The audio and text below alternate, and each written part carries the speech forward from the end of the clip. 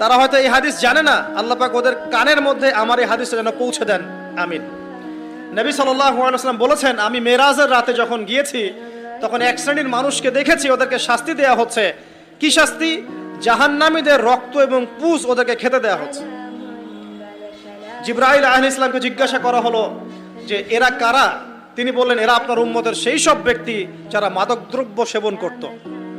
আল্লাহ রাব্বুল আলামিন তার হাবিবের মাধ্যমে জানিয়েছেন, যখন কোনো মুসলিম মাদক সেবন করে বা কোনো ব্যক্তি মাদক সেবন করে তখন 40 দিন তার নামাজ কবুল হয় না। এরপর যদি সে তওবা করে তাহলে আল্লাহ পাক তার তওবা কবুল করবেন ইনশাআল্লাহ। যদি সে আবারও মাদক খায় তওবা করার পর, আবার 40 দিন তার নামাজ কবুল হবে না। যদি সে আবার তওবা করে আল্লাহ পাক আবার তাকে মাফ করে দিবেন। যদি সে আবারও মাদক খায় আবার 40 দিন তার নামাজ কবুল হবে না। তারপর যদি আবার তওবা করে আবার আল্লাহ তাকে মাফ করে দিবেন।